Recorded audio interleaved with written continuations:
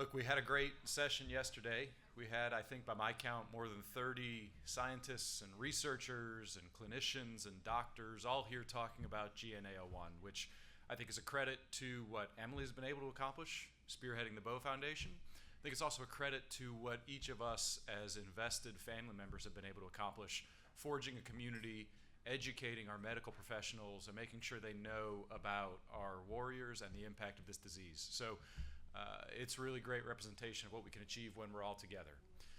Today is far more a day focused on the importance of family and aspects of caregiving for people who have GNA01. And so we're excited to have a number of sessions this morning on communications and mental health and the GNA01 journey.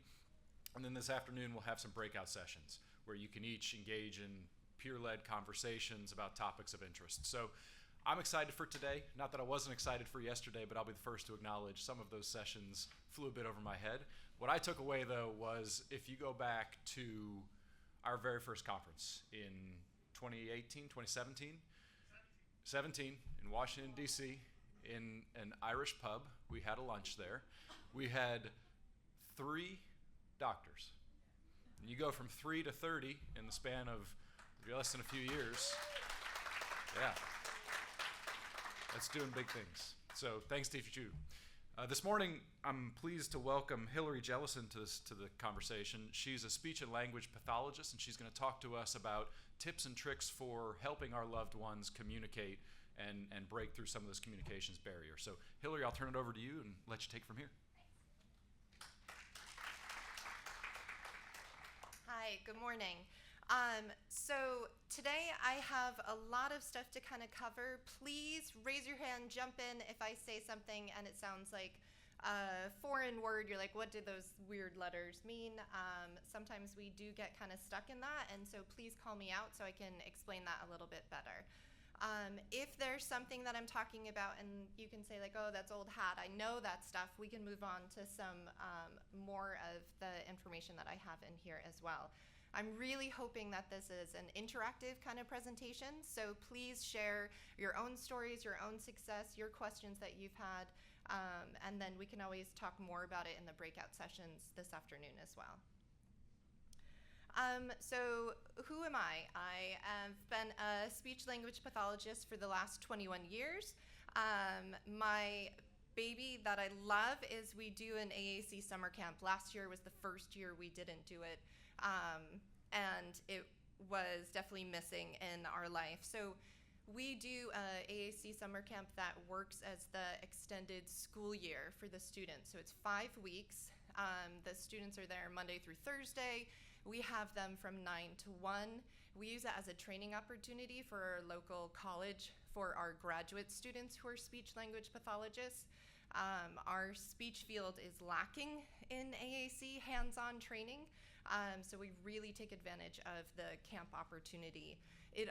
We consult during the school year to districts. We have our own out-of-district school as well.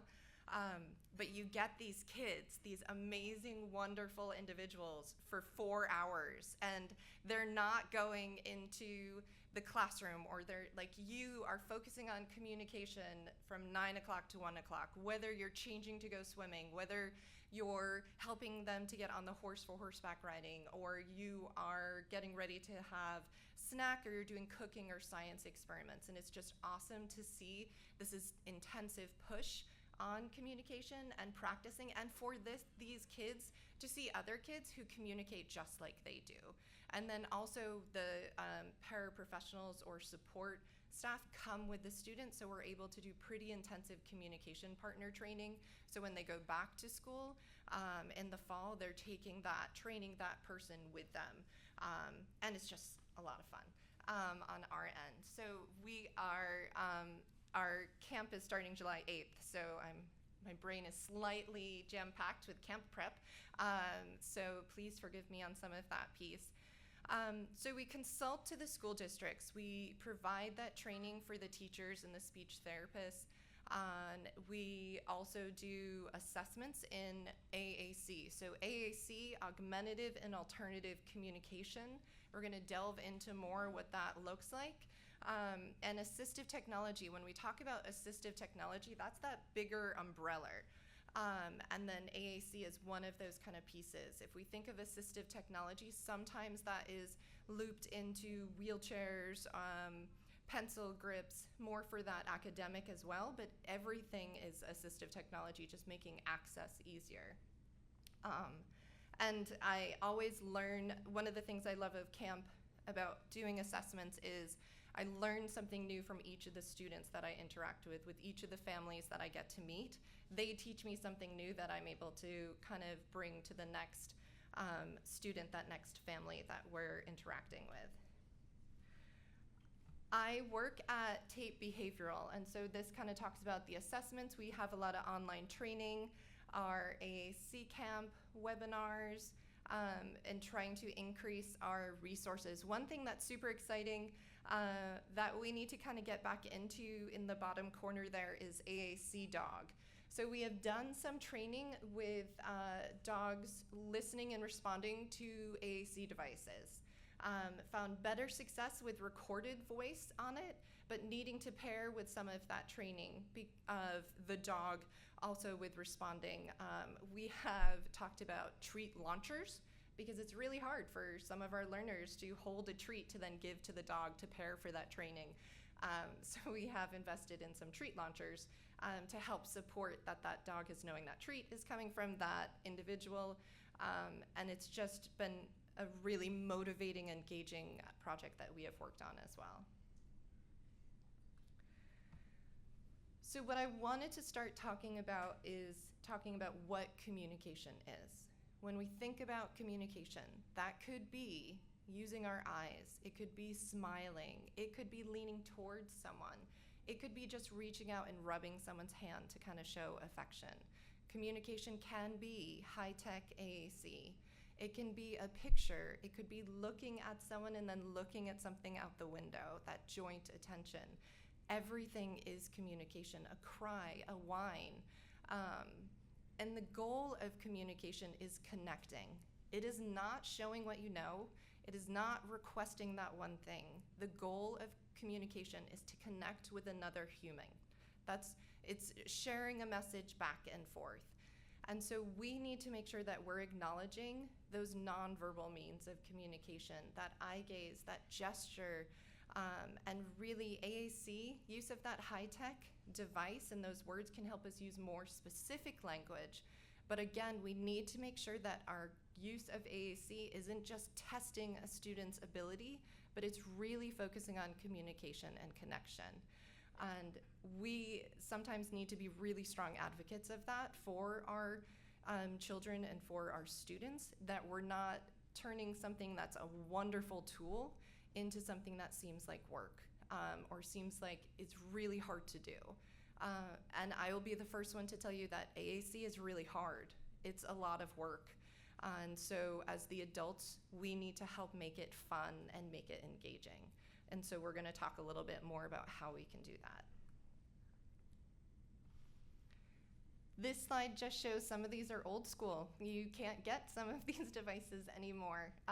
But so I just wanted to show that there is no one AAC vocabulary that's better than another. There is no, like, you have to go and get Proloquo to go, or you need touch chat, or this one is the only one that's going to work.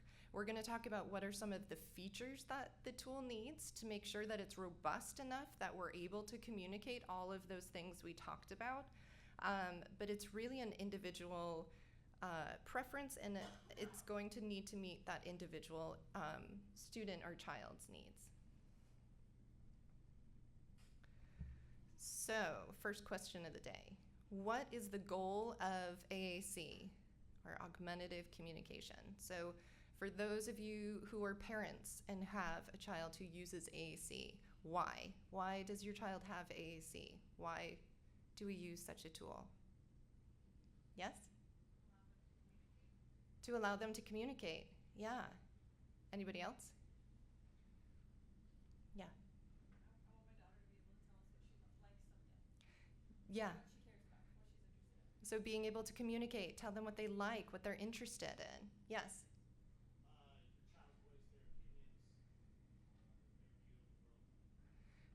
to share their child's voice, their view of the world. Anything else? Yeah?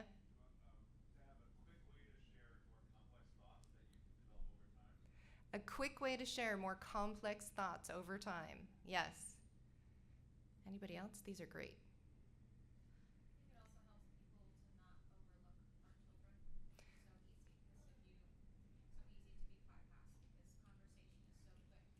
do that. So just to be able to make others notice them as well. So AAC allows your kid not to get overlooked, for people to notice them, to not underestimate them. Yeah. Yeah, to build on what was just said, to allow them to engage in spontaneous conversation, which is also very hard. Yes, to engage in spontaneous conversation, which is really hard. To use unique utterances. Yeah. Yep. And also to help them to reach their potentials, especially when they go to the school years, they can learn appropriately and people can understand that they are actually capable of doing things.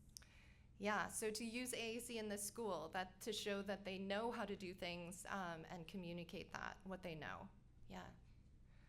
And those are all really, really hard things. Those are so important for every single human, for anybody out there to be able to do that. And so, yes. To decrease frustration. Yeah, because can you imagine having a thought that you really want to express and people are ignoring you, or they're not giving you enough time to be able to share that thought, or they're jumping in and assuming you meant one thing and filling it in and it's not what you meant? Yeah. Yep. Yeah. The independence to say their own emotion. Their independence to say their own emotion. Yeah. Really good. These are great. So when we think about AAC, what we need to really start with is what is our child, what are they already doing to communicate with us? What are you as parents able to know that they want something or they're not too impressed with what you just said or what you just did? And how can we kind of add on to that? We're not replacing that.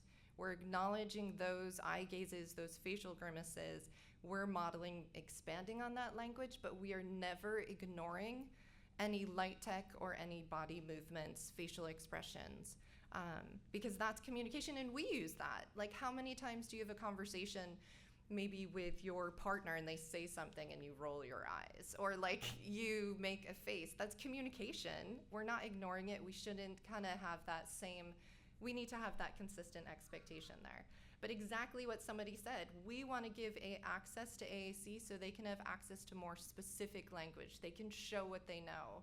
Because unfortunately, a lot of people out there will make assumptions based on how someone looks or how someone isn't initiating, or they need processing time and they need that motor planning to be able to get a message initiated and started.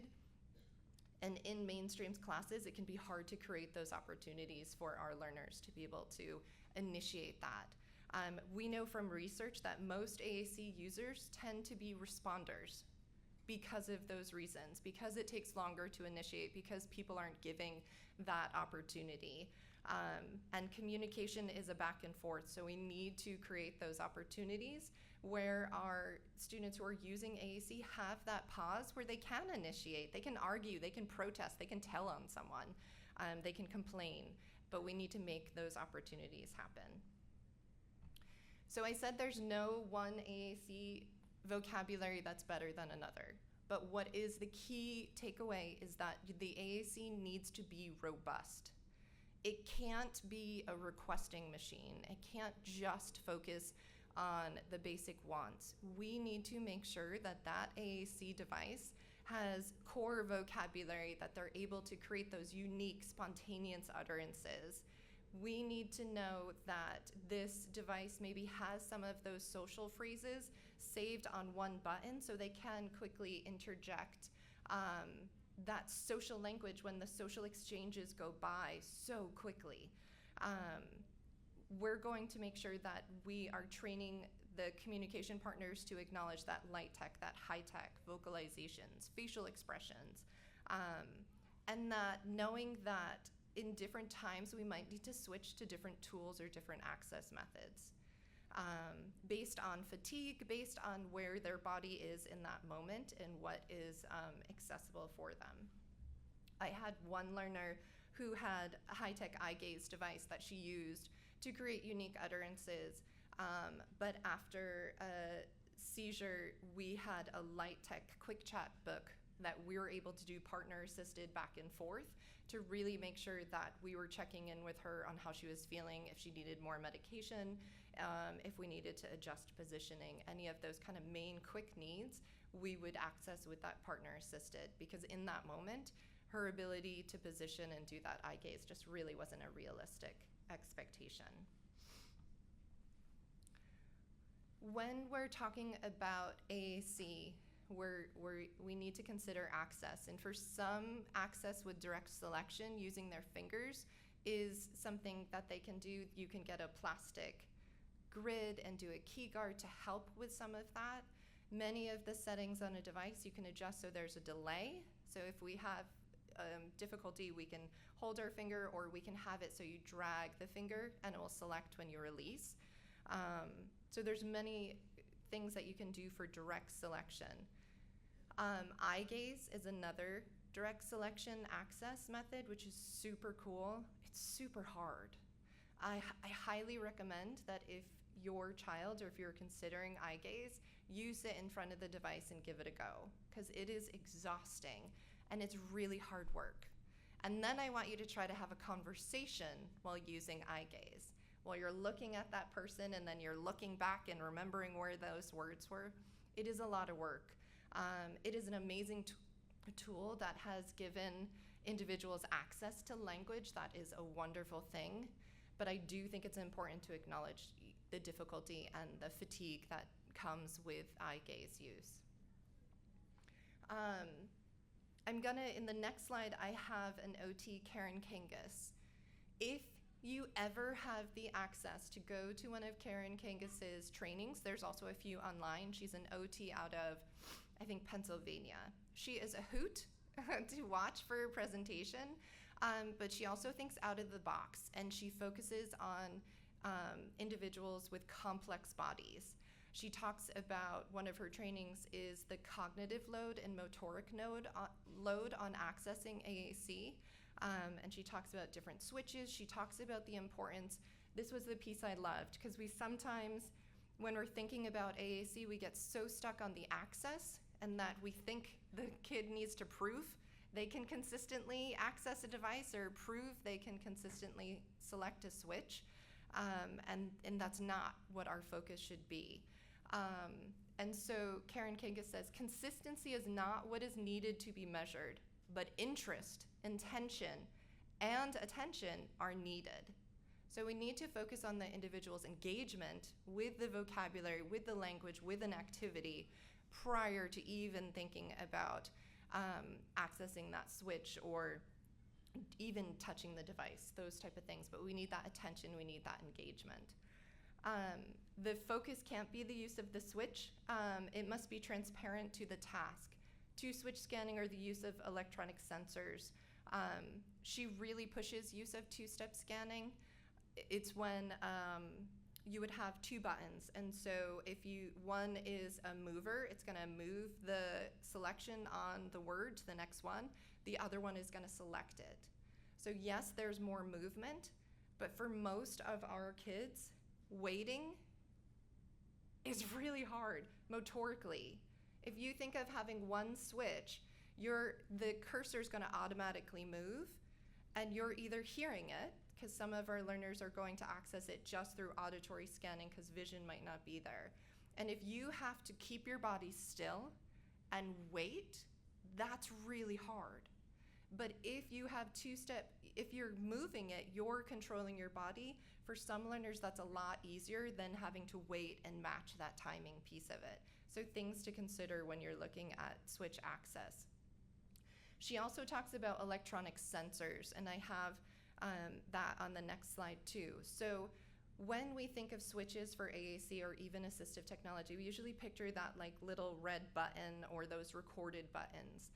But electronic sensor switch is kind of like a switch circuit, like open or close. So you don't need to hold your hand on it or hold your head or hold your knee or hold your chin on it. You just kind of touch it and it closes the circuit to make it. You don't have to keep pressure on it. You don't have to kind of push down on it.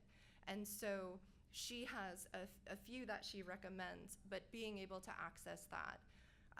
One of the things some of my AAC users have taught me when it comes to access is I may have an idea in my head as to what I think might be the best, easiest access method, and they often disagree with me.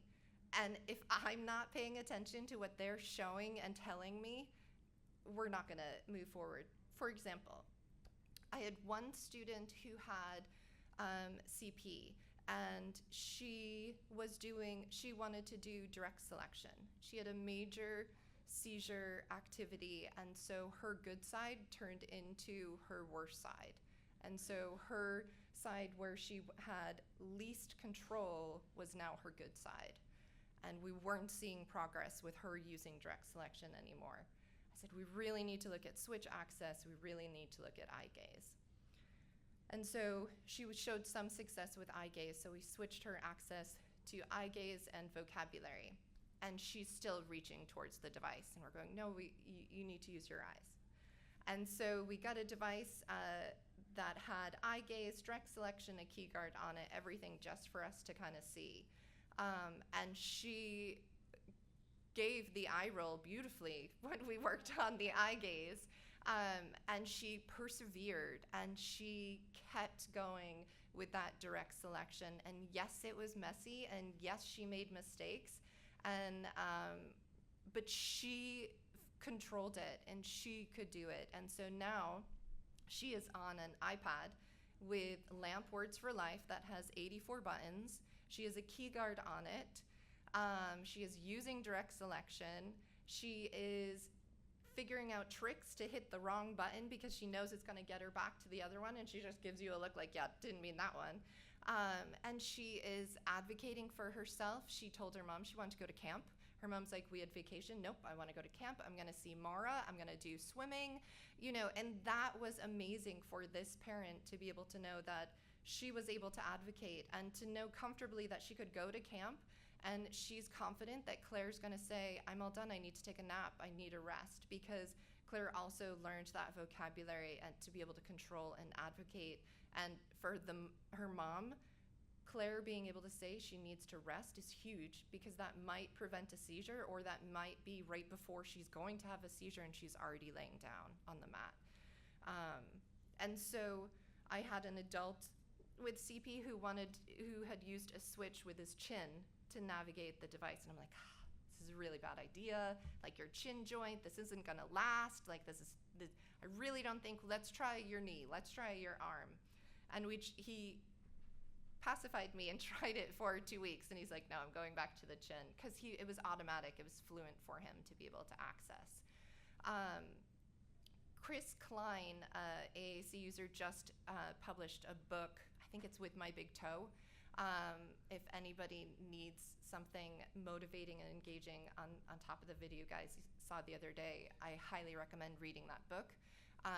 He is an individual who uses his toe to access an AAC device, and he accesses Unity vocabulary with 144 buttons, and he's gotten to the point where it's automatic. He doesn't have to think where that word is. He's automatically kind of navigating, and if you look at his device, all the buttons are worn off. He can't even see it. That's our goal. That's really hard to get to. But what is amazing with Chris Klein, we will use his videos to show teachers and to show paras to really not, to try to inhibit your first personal visual assessment of an individual and what they can do and what they can understand, and really kind of think of Chris Klein, or think of someone that you know can do it, and change your perspective on that. This is a picture, so if you're thinking of access, the first one is a proximity switch. So that's a switch that you don't need to push down, you just come close to it. So if you think of all those automatic doors you've been going through in the hotel, it's that proximity switch. So you don't need to select it, but you can get close to it in access. It takes a little bit to practice, but a lot of users use proximity switches to drive their wheelchairs with their head controls, but you can use it for AAC and assistive tech. Eye gaze has come so far. A few years ago, you couldn't use eye gaze systems outside because it was too bright. Now you can use them anywhere, and you can move your head. Like, you can change positions and come back, and it's still gonna recognize you. I am super excited about eye gaze on an iPad. That has finally come out. Pranky Ramick and Satillo company have, I think it's called iVerse, which is exciting as well because they've kind of looked beyond just having a dedicated device for communication, and they're using the eye gaze so individuals can take photos, so they can access the calendar, access more of those apps, more of that social communication piece. We have been pushing to have our devices unlocked because any other kid has access to Kids Messenger or texting, and our kids need access. Yes. Yes. So insurance companies, at least in the US, will not cover a device for AAC unless it is locked in a communication mode, which is the stupidest thing in the world. Because you can then pay $30 to unlock it after you get it, and it's a completely open device. Yep. Yeah, so for some devices, a locked device is not having access to a calculator on the device. It's also like not having access to internet. You can't leave the device, the app. So on iPads, it would be in guided access. It would be stuck in that device. In a dedicated device that's a like Windows tablet, it's only in the device. You can't get it out to do social media or internet or yes. So, just a comment, because that's actually. Hold on a second, we're gonna give you the mic, because a lot of people are firing off questions here. There are people online. So I just wanted to make a comment that we just got a new device. Yep. So this is her old one because I was terrified to travel with it, but hers is an iPad Yep. that was locked. And since we have unlocked it, which ours, the company that we went through, it was like $1.72 or something to unlock Beautiful. it. We waited until we got the secondary device to unlock it, just because we didn't want her at school trying to like do anything outside of LAMP. She uses LAMP as her communication program, but it's been really great because she's been text messaging her father. Mm-hmm. She's been emailing her grandparents, like all of that stuff since we unlocked it, and I kind of feel horrible. I was like, maybe we should unlock your brand new one too so that you have access to all of that stuff too. Absolutely. So. That's communication. If you look at what a speech therapist is supposed to cover, written language and expression is part of that. Written expression is communication, and I've written letters and pushed back on it. And that's where we tend to get the buy-in for our kids. Like, if the power of being able to send a message and like someone texts you back, and also in written in that text piece of it, it isn't that on-demand social in your face. Our users are able to have that time, that pause back and forth. And everybody is texting, emojis, AAC for everybody, let's go. Like, yeah, unlock the device. And the companies are going to say it might slow it, the updates, there may be glitches. We have glitches all over our life, like we can handle it.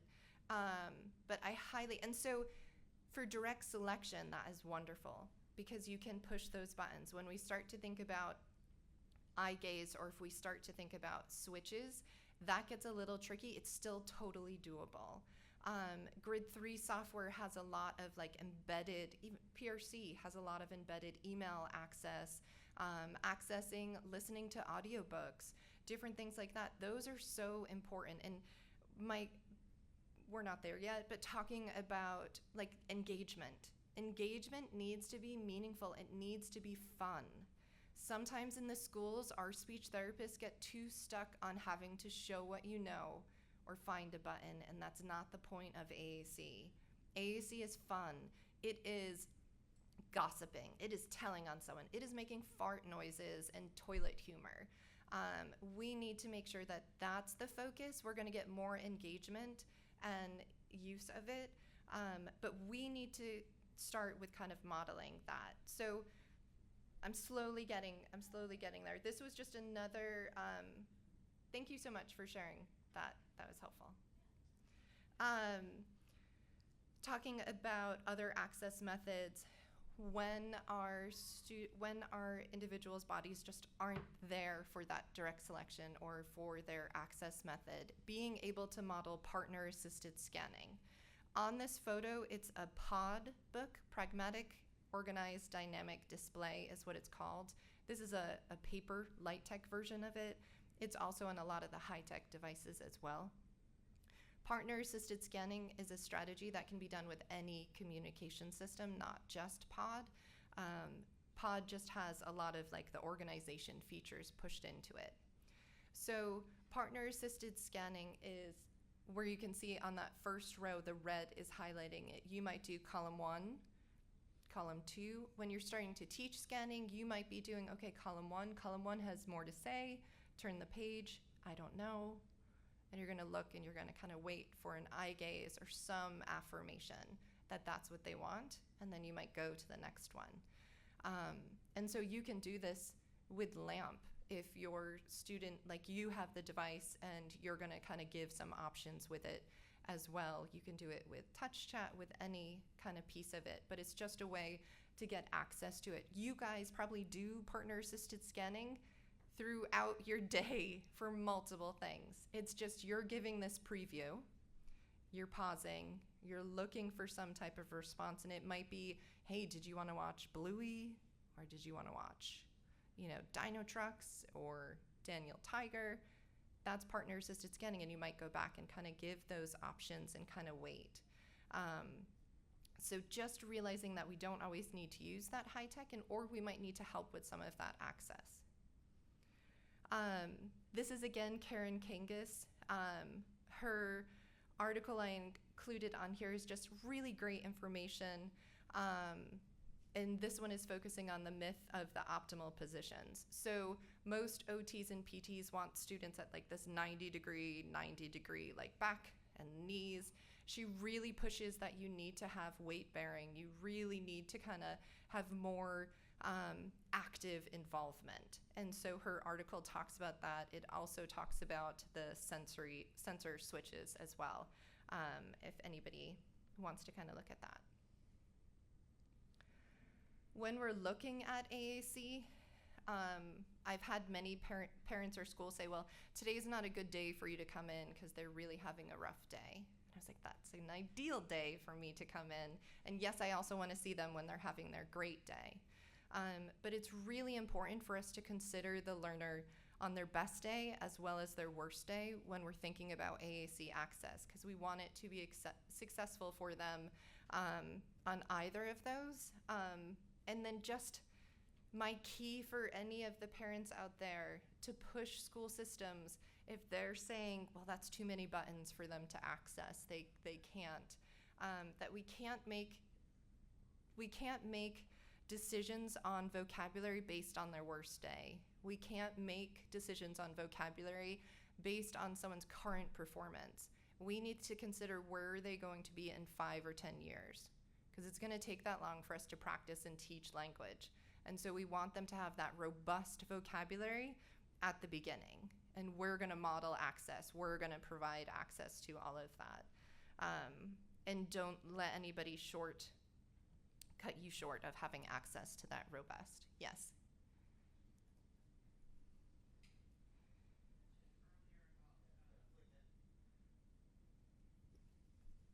Is it on?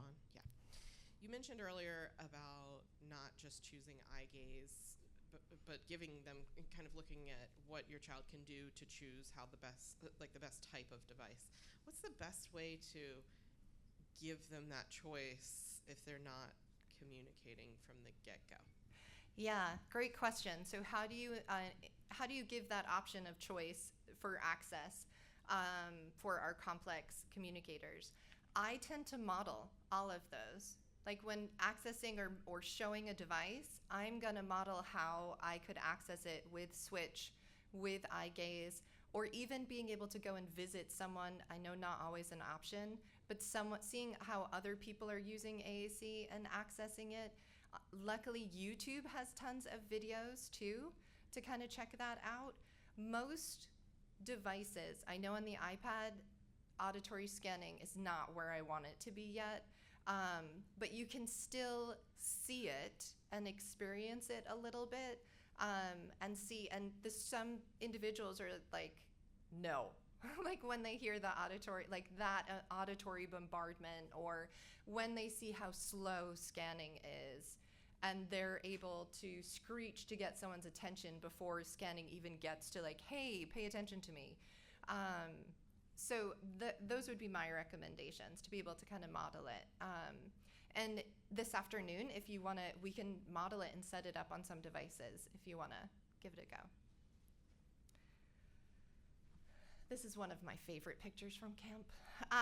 And there's Claire on the other side of it, the one who totally disagreed with my eye gaze. Luckily, though, she was hanging out with a friend who was using eye gaze device.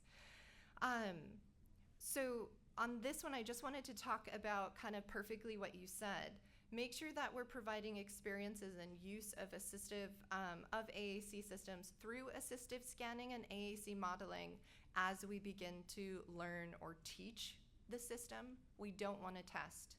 So I'm going to be coming up to kind of talking about the concerns parents have. I'm sure you guys have a lot more to kind of add to it. But the more that we can model and use AAC, that is how our kids are going to learn it. We need to make an immersive environment. We had a graduate student one year say this, and I was like, oh, yeah, you nailed it. She had said, like, because we kept harping on everybody needs to use AAC. Like, that's the point of the camp environment. That's important of AAC modeling, is to create this immersive environment. And she goes, I get it. You wouldn't expect a child to learn how to speak Spanish if nobody spoke Spanish around him. So same idea.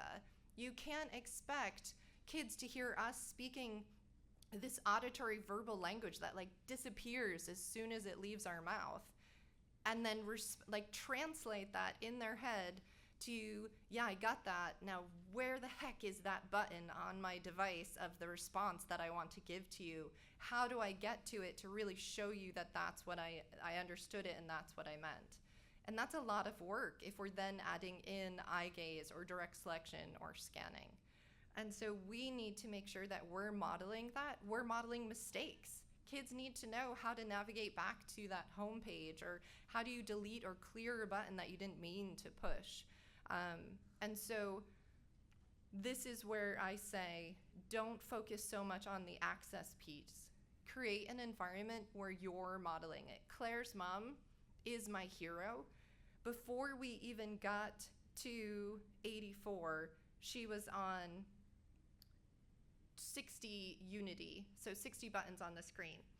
In her house, she took my life-size 84 core word button and made removable icons and put it low on the wall, so Claire could scoot over and she would take the bath icon off and show it to her mom.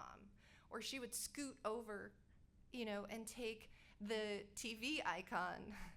Usually got told no, but she could at least initiate that, and made it in the access. So she was modeling, she had access to that higher level vocabulary, even though we were still kind of modeling and teaching it. So take that vision of where you want your kids to be with AAC and have access to that and model it. So even if your child is at a lower, most of the devices progress pretty consistently. So those buttons are going to be in those similar locations. You can model above where your child is, and you have to.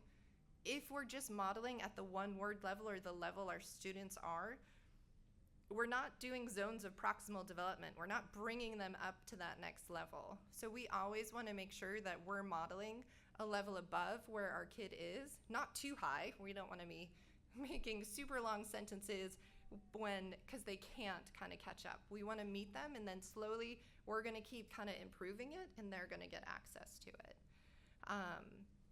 So really making sure that we're modeling it. How many of you already have access to AAC devices? Okay, a good amount. How many of those did you personally purchase? Ooh. How many were purchased through the school system? Wait, can you guys hold up your hands again? Can you look around? There's 4 people with their hands up for school system. How many people got them out through outpatient or through a hospital, through speech? Through insurance-based, yeah. Okay, that is probably an estimate of about 6 to 8. Okay. We are going, and you can get it through insurance, through outpatient. You can get it through your school. You can personally get it. Pros and cons to all of those options. I usually push, even we do school assessments, and we'll push to do it through insurance because it's yours. You control the programming. You can control, if you move, it goes with you. School systems are wonderful. IT people and me don't usually get along because they don't get AAC or assistive tech. But I think the big piece is to just push to ask. When you do it personally, if it's an app, what's nice is you can put it on 5 different devices. If it's a school system, they can only put it on 1. If you get it through insurance, it's just 1. But if it's an app like on an iOS system and a family purchases it, you can put it on 5 different devices. So you could have it on your phone and an iPad or multiple iPads. One of the things that I did want to kind of comment on, so ASHA, which is the American Speech and Hearing Association, has a code of ethics that if an SLP is asked to do an AAC eval or do something that is out of their scope of practice, they need to refer out. They need to reach out. Like I said before, I think we are improving in our training on AAC for speech therapists, but we're not there yet. And even if I think back of when I first came out of college and I started AAC, I wish I could go back and kind of adjust some of my recommendations there. So really make sure that you're reaching out and connecting with a speech therapist who has seen multiple kids with multiple access, and making sure that it's not the company rep that is recommending the device. Also, really make sure that it's a transdisciplinary approach. OT, PT is involved. We need to make sure we have a good mount and access pieces considered there. Another piece that I wanted to reference for those from the United States is that there was a Assistive Technology Act that in each of the states there's a assistive tech center that has grants where you can borrow, you can try devices. I also recommend looking into here, they have different switches. So if you're considering the sensory or the proximity switch, reach out to them and get a trial for free first to kind of see if you like it. There's different joysticks. They also sometimes will have pretty cool assistive technology switch access. And so that's just a link to to be able to find out what your local place is. Also in the US, we have the Individuals with Disability Education Act, IDA. So this states that the school is required to provide students access to communication devices, and those devices need to go home if the team has reviewed it and found that that is needed. It also talks to the training and education that teachers and classroom teachers need, and the fact that the school needs to provide that training to parents. Parents need to be involved in this assessment process. It's not just to have parents to review the report with. You guys are the primary people that need to be involved in this. And that the last part of it just talks that the school must make certain the communication, any type of communication other students can have access, our students need to have access, including written communication, email. Most of our students have Chromebooks for their classes. Our kids need access to that. Our kids need access to an email and access to those supports. So this is one of the laws that you guys can reference for that. The National Joint Committee, I usually start out the school year by printing this out and hanging it up in every single classroom I go into. I highly recommend. This is adapted from Kate Ahern, an amazing special educator, and it's the Communication Bill of Rights. So I have the right to my own friends and social life. I have the right to ask for what and who I want and where to go. I always have the right to say no. I have the right to say what I feel. I have the right to make my own real choices. I have the right to say what I think. I have the right to ask for, get, and give information. I have the right to know about people in my life and everything happening to me. I have the right to be taught to communicate and have what I need. I have the right to have my communication system and other tools, to have them working and to be with people who know how to set up and use and fix my communication system. I have the right to be heard and answered even if I can't have what I want. I have the right to be part of my community. I have the right to be treated with respect. I have the right to be talked to and not about. I have the right to be talked to in a way I understand. Like, these are all key things, they're basic. And they were designed from the National Joint Committee, which is for the communication needs for persons with severe disabilities. And there's a link on ASHA for this, but if you Google Communication Bill of Rights, you'll see this. I find it is a really effective tool for kind of setting the tone for the school year. And I haven't had anybody argue with it. I have had to remind people that, remember, we talked about this at the beginning of the school year. Another international resource is ISAC, so the International Society for AAC, and they have different chapters in different countries, so that is where I would start if you're trying to see what resources, what's kind of available in different areas. I might kind of go through this quickly, but please pause me if it's something that how long do I have? Perfect, thanks. So when we're talking about AAC fundamentals, the way that we are going to teach AAC is through modeling and aided language stimulation. Aided language stimulation is AAC modeling. It's the idea that you're using AAC while you're talking, while you're verbally talking, and pairing those buttons and access with it. You're not modeling for the expectation that they're going to imitate it. You're just pairing it with your language.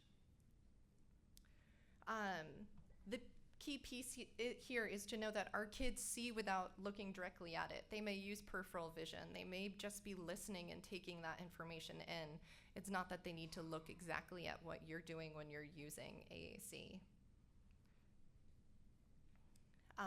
Here's a picture of a mom modeling the use of our Light Tech life-size language boards at camp. So she's saying, "Ooh, I really liked that song that you just sang," and she's pointing to the like icon on the board. The next piece is prompting. So if we are teaching this, we're using as a strategy for that student, for that initiation, we might do prompting. We never, ever, ever, ever do hand over hand, because the student can't move their hand away. They might not want to say that. You can do hand under hand. So if this is their hand, you can put your hand under it because they can always move it away. They can choose to not say what you want to say. We might do a point prompt on the device, but if the student doesn't follow the point prompt, yay. Like, they didn't want to say that. We don't want to create prompt dependent kids. We want them to choose what they want to say. The best prompt of all time is wait time. Pair it with an expectant look.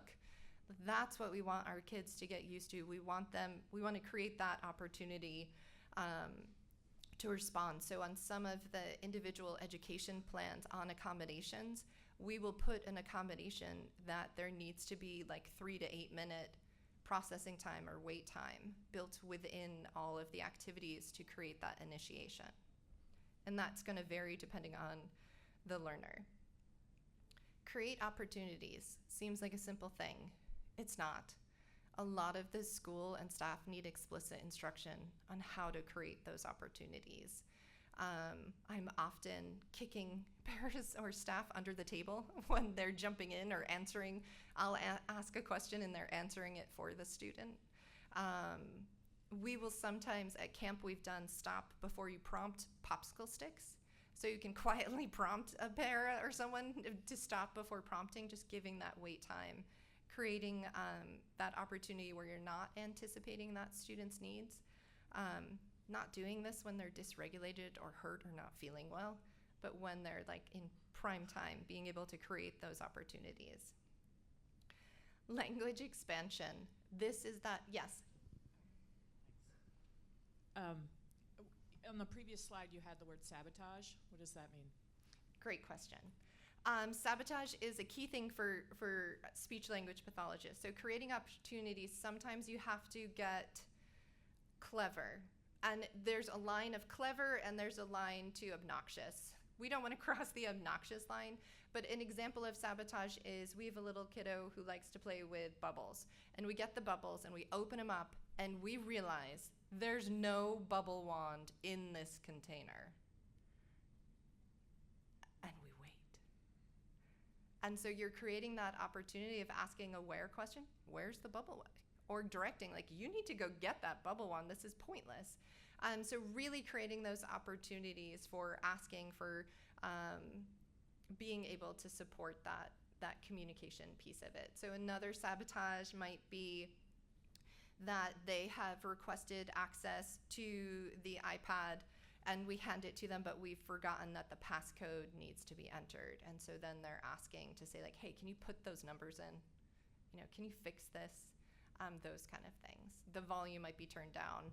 We might be working on teaching them the operational controls of them adjusting the volume on that.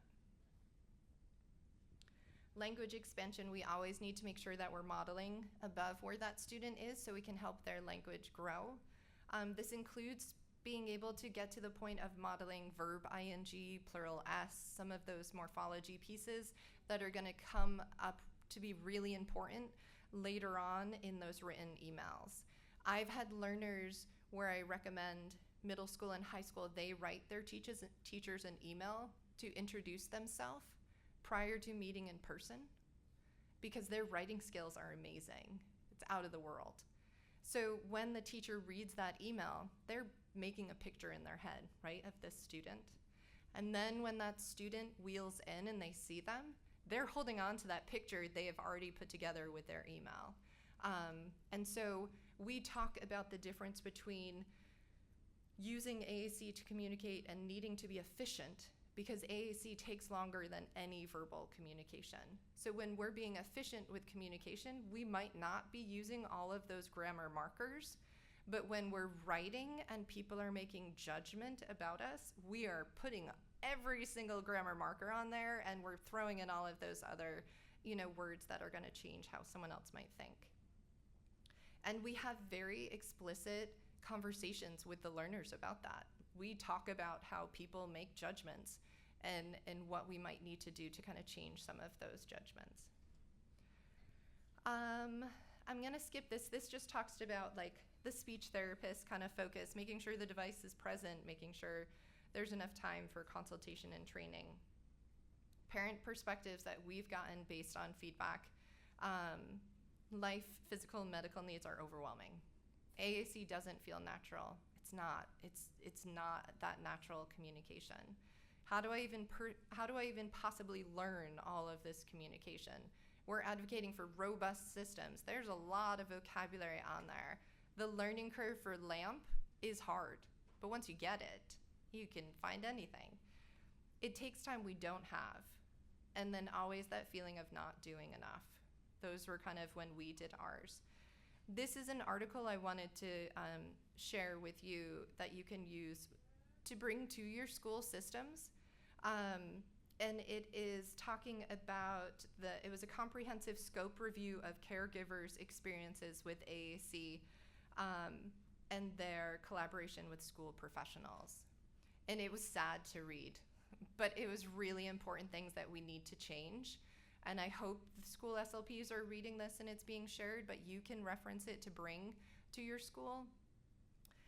The key takeaways were that AAC impacts all aspects of family life, financially, emotionally, and physically. The lack of pre-service training and continued education in AAC on school teams.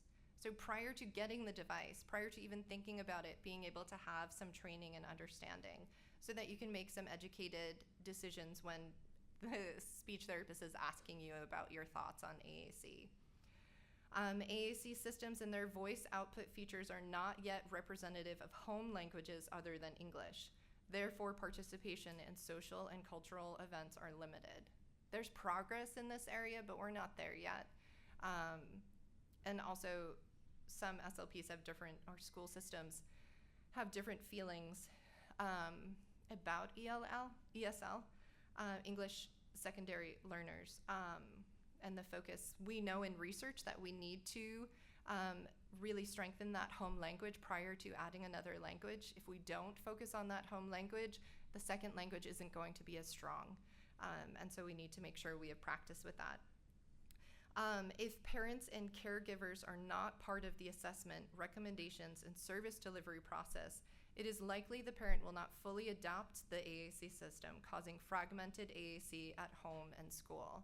And I think we sometimes see this when an AAC device is purchased through insurance and there isn't that kind of like getting the school on board with it. And unfortunately, families are then fighting to kind of get that access. A family's involvement in AAC will change over time, and it can be directly related to their emotional, linguistic, cultural, and financial resources. AAC family training isn't a one-time, like we teach you how to use it and that's it. Once kids get to use AAC one way, okay, now we're figuring out how we're using it for academics and written and social. Okay, you got that. Now we're gonna figure out how you're making phone calls and scheduling the bus to pick you up. Okay, now you get that. So that AAC consult needs to be a continuation for that family because those needs are going to change. This was a quote one of the families shared with us, was that there needs to be more parent involvement. This was through a school kind of setup as part of the process, not just sharing how the process went. So really making sure that you guys are able to advocate for your active participation in the school and in that AAC process, learning it, but also training on how to use it and expand on that. And push for the assistive tech piece of it for that written expression because that's communication as well. I'm going to quickly go through this piece of it. So these are the ladders. How do we, those were the barriers. How do we kind of help kind of support? We know AAC is hard. We know access can be tricky. We need to focus on engagement and motivation, not access. We need parent and family involvement. It's key. Research shows that. We know that.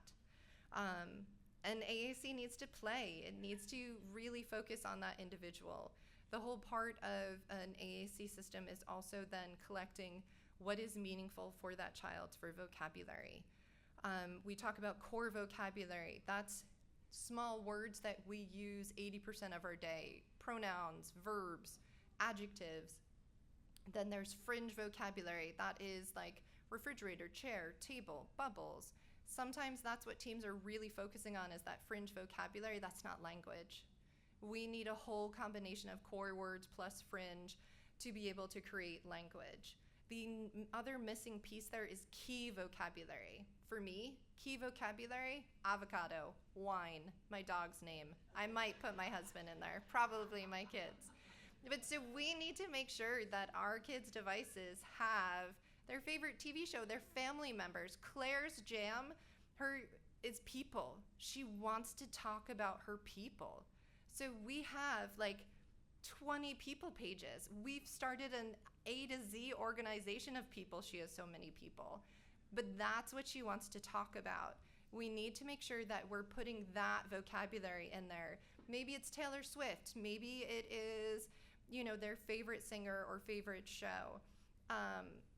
Maybe it's their favorite YouTuber, whatever, really making sure that that vocabulary is in there for them to be able to talk about. One of our tricks, and we can talk about these more in the breakout section, is doing some ease of access pages. This first page is to order donuts from Dunkin' Donuts. Very important skill for this student, and you needed to have quick access. Yes? Sorry, didn't mean to interrupt. No worries. So my daughter uses Touch Chat and LAMP as well. And one thing with Touch Chat, we can go in there and add a few words. It is limited, like how many, you can add in little buttons that, with individuals' names or her favorite stuff. LAMP is obviously very difficult. It's hard for us to add additional words. But I think my biggest question is she's growing. She's 12 years old. I know she wants to communicate a lot more, and she's getting limited. And I think my biggest question is, how does this grow with her? And what are is there other, aside from these two, we purchased both apps, so we have it on different devices. But as she's growing into, she goes to high school and beyond, how is this going to grow with her? And are there other apps that she can use? Or, because I just feel like it gets very limited for her and she gets really frustrated. So she's using Touch Chat, which is one of the apps that is predictive. Like, you will push a button, it's going to automatically link it to other pages. And she's using LAMP, which is predictable. So like, once you know that system, you can predict where something is. You can program in both. LAMP, you need to know the organization to make sure you're programming it in the right location. If you are following strict LAMP rules, which is motor planning, and you can't have a word on there more than once, sorry for Access Kids, bullcrap on that. Like, we make our own pages, we have buttons in multiple locations because Access is tricky. And so we bend a little bit of those rules. I have users who are adults who use LAMP, who use Touch Chat. Touch Chat does have an overlay that has a keyboard on the main page, which I sometimes will shift kids up to. Something I'm surprised I haven't talked about yet. Biggest piece, 2 minutes, I will end with this. Literacy. You need to make sure that your children are getting explicit, evidence-based literacy instruction on phonics, not sight words. If our kids learn how to spell, they can say whatever they want to say, right? They can use word prediction, they can have a keyboard. If we are using an icon-based, which is going to be quicker than word-based, they're only able to say what we can put. I have had kids learn how to swear with core words beautifully with no keyboard. But push literacy, we know our kids can learn. Karen Erickson is a special educator. Highly recommend Comprehensive Literacy for All book that she wrote. Push your school systems to provide explicit literacy. And it's not learning to read to mastery. Our kids need exposure and repetition with it. And so that's what I would say. Have access, every AAC device should have a keyboard on there. And we should be modeling and we should be creating those opportunities for our kids to scribble, like scribbling a grocery list or scribbling a Post-it note, or like play with those letters, acknowledge it and kind of shape it. There are more overlays that are designed for adults with like phrases and language, like for ALS or for some of our adults who are using eye gaze. So you can look at that. I would say if I lost my ability to speak, I would be using LAMP. Like it's just, I'm automatic and fluent with it. But it's really an individual based thing. And I'm pretty sure your daughter is choosing when she wants to go to LAMP or Touch Chat. Like, she knows what situations work. Yeah, and show her the other vocabularies under Touch Chat and let her kind of explore those. But I would recommend, I think it's 80, Touch Chat Word Power 80 has the keyboard on it. Yeah. All right, sorry. I think I'm done. Thank you.